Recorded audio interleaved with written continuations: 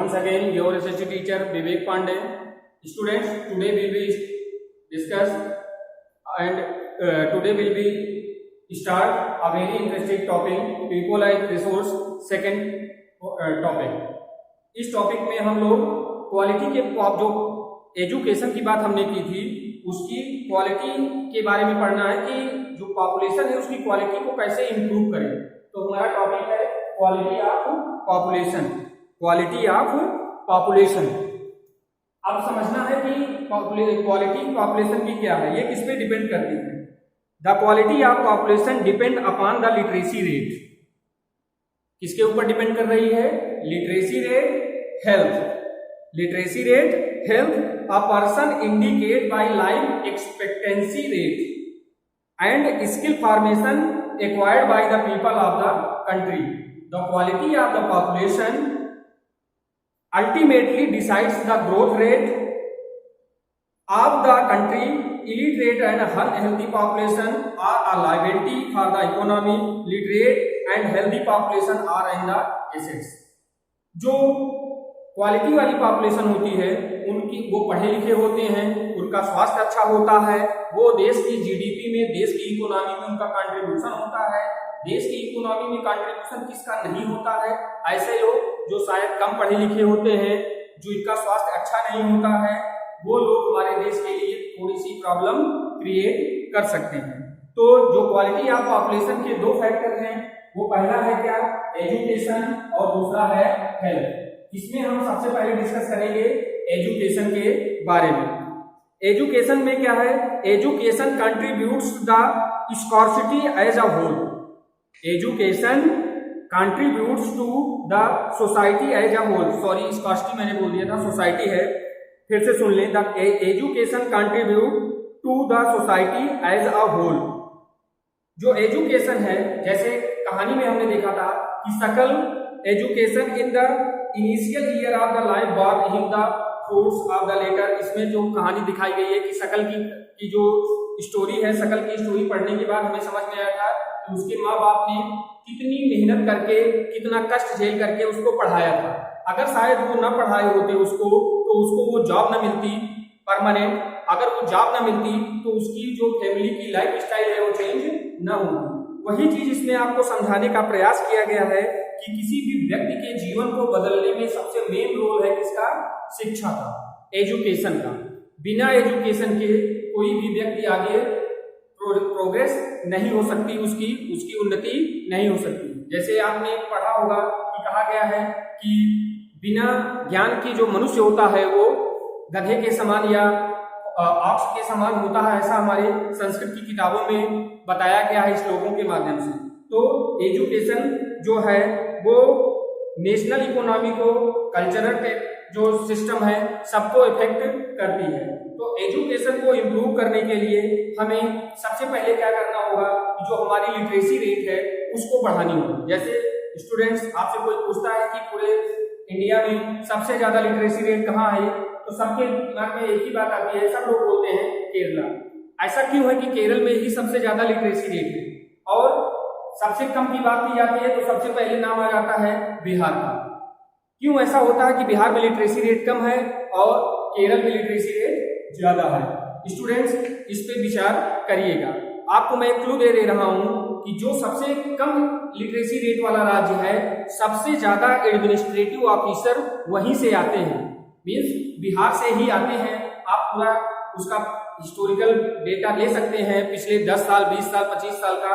उसमें आप देखेंगे कि हर ईयर बिहार वाले उसमें अपना कंट्रीब्यूशन देते रहते हैं। लेकिन लिटरेसी रेट वहां की सबसे कम, या उसको कहते हैं कि बीमारू राज्य है, गरीब राज्य है, ऐसा उसके ऊपर एक लोगो लगा दिया गया है। आपकी बुक में पेज नंबर 21 पे लिटरेसी रेट इन इंडिया का एक ग्राफ दिया गया है। उसमें आप देखेंगे कि 1951 से लेकर के 2011 तक का पूरा डेटा दिया गया है कि कैसे हमारे यहाँ लिटरेसी रेट की जो ग्रोथ है वो बढ़ रही है। 1951 में हमारे यहाँ 30% के आसपास ग्रोथ रेट थी, जबकि 2011 तक आते आते वो ग्रोथ रेट 60 और 70 के बीच में पहुंच चुकी है। अभी इस बार जब डेटा आएगा तो शायद हम लोग 70 और 80 के बीच में रहेंगे, या हो सकता है कि और आगे हम बढ़ चुके हों। तो जो किसी भी देश का एजुकेशन रेट, लिटरेसी रेट, वहाँ के लोगों की जो वहाँ के जो पीपल हैं उनका वो ऊंची होती है, वो ही सबसे मेन इंडिकेशन होता है कि यहाँ के लोग कितने ज्यादा प्रोग्रेसिव हैं। अब दूसरा टॉपिक आता है इसमें हेल्थ का।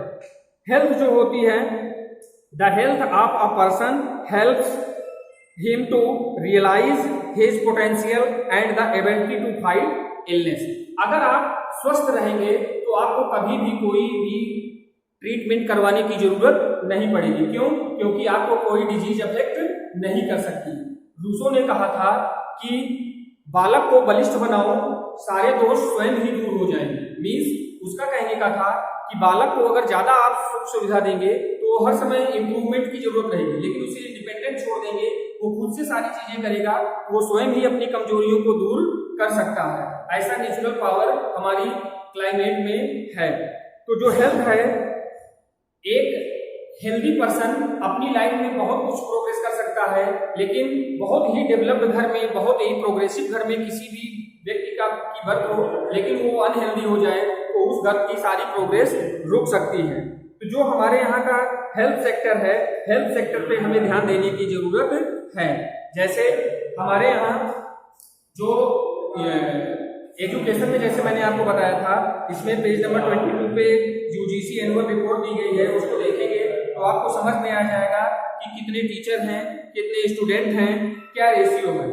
ऐसे ही हेल्थ में देखेंगे, पिक्चर नंबर 22.5 पे एक बच्चा अस्पताल में हेल्थ चेकअप के लिए गया। जैसे आप देखते होंगे कि आजकल स्कूलों में भी हेल्थ कैंप लगाए जाते हैं। जैसे अपने स्कूल में हर बार हेल्थ कैंप लगाया जाता है, उसमें बच्चों की बेसिक ट्रीटमेंट की जाती है, बेसिक चेकअप किया जाता है कि कहीं कोई बच्चा किसी डिजीज से अफेक्ट तो नहीं कर रहा है। तो इसमें अगर उसकी हेल्थ अच्छी रहेगी तो वो क्लास में परमानेंट रहेगा, अगर वो डिजीज से अफेक्टेड रहेगा तो क्लास भी मिस करेगा, जिससे उसकी पढ़ाई डिस्टर्ब रहेगी। अपने यहाँ देखा जाए इंडिया में, तो जो हेल्थ इंफ्रास्ट्रक्चर है पूरे इंडिया का, उसका एक चार्ट दिया गया है ईयर वाइज। 2010 में जो हमारे यहाँ एससी है, पीएचसी है, सीएचसी है, उनकी संख्या, और 2014 में कितनी है, डिस्पेंसरीज कितने हैं, हॉस्पिटल कितने हैं, हॉस्पिटल में बेड्स कितने हैं, डॉक्टर्स कितने हैं, नर्सेस कितनी हैं, सारा डेटा दिया गया है पेज नंबर 24 पे। उसमें आप देखेंगे तो आपको समझ में आ जाएगा कि हमारे यहाँ इतनी ज्यादा पॉपुलेशन है, उसके परसेप्शन में हमारे यहाँ ये जो बेसिक नीड है ये कम है। तो किसी भी कंट्री की अगर दो बेसिक चीजें, हेल्थ अच्छी हो और उस कंट्री के लोग शिक्षित हों, तो वो कंट्री स्वयं ही डेवलप्ड हो जाएगी। ऐसा अर्थशास्त्री भी, ऐसा बहुत सारे एजुकेशनिस्ट मानते हैं, और ये सत्य भी है कि एजुकेशन और हेल्थ अच्छी होनी चाहिए। तो स्टूडेंट्स, अब हम लोग थोड़ा सा आगे बढ़ते हैं। जो पूरे वर्ल्ड की या कहीं इंडिया की सबसे मेन प्रॉब्लम है वो है अनएम्प्लॉयमेंट। वो क्या प्रॉब्लम है? अनएम्प्लॉयमेंट, बेरोजगारी। अब आपको समझना है कि ये बेरोजगारी है क्या, एक लाइन में आप कैसे किसी को समझाएंगे। तो when people who are willing to work at the going wages cannot find jobs, जब कोई व्यक्ति कभी काम के लिए जाता है और काम करने के बदले में जो पैसे की तलाश में रहता है और वो नीड उसकी पूरी नहीं होती है, तो वो सिचुएशन किस तरीके की होती है? अनएम्प्लॉयमेंट। अपने यहाँ we have unemployment in rural and urban areas. हमारे यहाँ जो बेरोजगारी है वो दो स्टेप में है, एक शहरों की बेरोजगारी अलग है और गांवों की बेरोजगारी अलग है। सबसे पहले हम बात करेंगे रूरल अनएम्प्लॉयमेंट की। किसकी बात करेंगे? रूरल अनएम्प्लॉयमेंट की। जो रूरल अनएम्प्लॉयमेंट है उसमें हम देखेंगे तो दो तरीके की एम्प्लॉयमेंट है, अनएम्प्लॉयमेंट है। एक है सीजनल अनएम्प्लॉयमेंट और दूसरी है डिसगाइज्ड अनएम्प्लॉयमेंट। सीजनल अनएम्प्लॉयमेंट क्या है? ध्यान से सुनिएगा। When people are not able to find jobs during some month of the year, जब कोई भी व्यक्ति पूरे साल में कुछ समय के लिए ही जॉब पाता है और पूरे साल खाली बैठा रहता है, तो वो होती है हमारी सीजनल अनएम्प्लॉयमेंट। दूसरा है डिसगाइज्ड अनएम्प्लॉयमेंट। डिसगाइज्ड अनएम्प्लॉयमेंट में ध्यान से सुनिएगा, where people appear to be employed. They have agriculture plot where they find work, whereas the field requires the service of 5 people and the 3 extra people are disguised unemployment. इसमें दिखाया गया है कि जब लोग किसी भी चाहे खेत में काम करने जाते हैं, जब वहां पे जहां पे 3 लोगों का काम हो, अगर उसी जगह पे 5 लोग काम कर रहे हैं तो आप समझ जाइए कि वो डिस्गाइज्ड अनएम्प्लॉयमेंट है। ये तो बात हो गई रूरल अनएम्प्लॉयमेंट की। रूरल में 2 टाइप था, सीजनल और डिस्गाइज्ड। अब थोड़ा सा अर्बन एम्प्लॉयमेंट की तरफ चलते हैं। अर्बन एम्प्लॉयमेंट जो है वहां पे कैसा है, सबसे पहले तो होता है एजुकेशन अनएम्प्लॉयमेंट। लोग पढ़े लिखे हैं लेकिन तब भी बेरोजगार हैं। इसमें क्या होता है, when people are educated are skilled but do not get job opportunities. व्यक्ति पढ़ा लिखा होता है, सारे उसके अंदर कौशल होते हैं, लेकिन तब भी जब उसको जॉब नहीं मिलती है तो उसको बोलते हैं क्या, एजुकेटेड अनएम्प्लॉयमेंट। ये कहाँ की समस्या है, ये अर्बन अनएम्प्लॉयमेंट की समस्या है। रूरल में क्या समस्या थी, सीजनल और डिस्गाइज्ड, और अर्बन में क्या है, एजुकेटेड अनएम्प्लॉयमेंट की।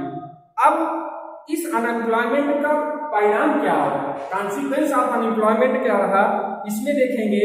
Unemployment leads to wastage of man power resources. जो मानव पूंजी है, जो संसाधन है, अनएम्प्लॉयमेंट की वजह से क्या होता है कि उनका जो पावर होता है वो खराब होता है, वेस्ट होता है। दूसरी चीज क्या है, unemployment tend to increase the economic overload. जो बेरोजगारी है ये हमारी अर्थव्यवस्था के ऊपर बर्डन हो जाती है। अगर लोग रोजगार युक्त होंगे तो हमारी अर्थव्यवस्था को थोड़ा सा वो हेल्प करेंगे। अगर बेरोजगार नहीं है तो उससे हमारी अर्थव्यवस्था के ऊपर ओवरलोड बढ़ेगा। और इसी में अनएम्प्लॉयमेंट में lead to increase in social unrest and tension. जब व्यक्ति बेरोजगार होगा, उसकी अर्निंग नहीं होगी तो उसके घर वाले परेशान रहेंगे, वो खुद परेशान रहेगा। क्यों? क्योंकि वो अपने फैमिली की नीड को पूरा नहीं कर पाएगा। जैसे अपने यहाँ देखेंगे, जब व्यक्ति टेंशन में कब आता है, जब उसकी कोई नीड नहीं पूरी होती है, वो नीड कैसी भी हो, फिजिकल हो, मेंटल हो, इकोनॉमिक हो, तभी वो टेंशन में आता है। तो वैसे ही देश कब परेशान होगा, देश की जब जीडीपी लो होगी, जैसे करंट टाइम में कोरोना ने पूरे वर्ल्ड में इकोनॉमिक डिजास्टर फैला दिया है। कोई ऐसी कंट्री नहीं है पूरे वर्ल्ड में एक्सेप्ट चाइना, और उसमें से इंडिया माशाअल्लाह है, ये तो -29% पे है अपनी इकोनॉमिक ग्रोथ। अमेरिका की 9.5 है माइनस में, जबकि चाइना दिखा रहा है कि उसका पॉजिटिव में 3.9 है। कह सकते हैं अप्रॉक्स 4 या हम 3 ही मान लेते हैं, वो 3% पॉजिटिव में है। बाकी वर्ल्ड की कोई भी कंट्री पॉजिटिव ग्रोथ रेट में नहीं है एक्सेप्ट चाइना। अब इससे क्या है, क्या बढ़ रहा है, टेंशन। इससे क्या बढ़ी, बेरोजगारी की वजह से लोगों को काम नहीं मिला, जो इकोनॉमी का व्हील है वो थम गया। अब धीरे धीरे अब ये सब हुआ क्यों, जैसे आपको पता है कि मार्च के महीने से इंडिया में लॉकडाउन लग गया। पूरे वर्ल्ड में जो क्राइसिस आया, वहां पे कहीं पे जनवरी में, कहीं पे दिसंबर में ही, कहीं पे फरवरी में। लॉकडाउन की वजह से क्या हुआ कि जो ह्यूमन पावर था, जो लोग थे, वो घर में रह गए और कोई भी काम नहीं कर पाए। इससे ये सारी समस्याएं आई। लेकिन इससे हम निपट सकते हैं, क्यों? क्योंकि हमारे ये लोग जब फिर से अपनी प्रोसेसिंग में आएंगे, वर्क पे आएंगे, तो ये सारी समस्याएं कुछ टाइम के बाद नॉर्मल हो जाएगी। शायद स्टूडेंट्स आपको बात अच्छे से समझ में आ गई होगी। इस वीडियो में हम लोगों ने क्या क्या पढ़ा, फिर से देख लेते हैं। हमने क्वालिटी ऑफ पॉपुलेशन पढ़ा, इसमें 2 चीजें थी, एजुकेशन और हेल्थ। इसके बाद हमने बात की बेरोजगारी की, अनएम्प्लॉयमेंट की। बेरोजगारी कितने टाइप की थी, वे थे 2, एक शहर की बेरोजगारी और दूसरा गांव की बेरोजगारी। गांव की बेरोजगारी में मैंने आपको 2 तरीके बताए, सीजनल और डिस्गाइज्ड, और शहर की बेरोजगारी में एजुकेटेड अनएम्प्लॉयमेंट था। उसके बाद इसके जो प्रभाव थे वो हमने आपको बताए। स्टूडेंट, इस तरीके से आपका इकोनॉमिक्स का second chapter people as resource अब कंप्लीट होता है। जो भी प्रॉब्लम हो आपको आप कमेंट सेक्शन में लिखेंगे, उसका सलूशन हम आपको देंगे। Thank you for listening me and joining me. Thanks.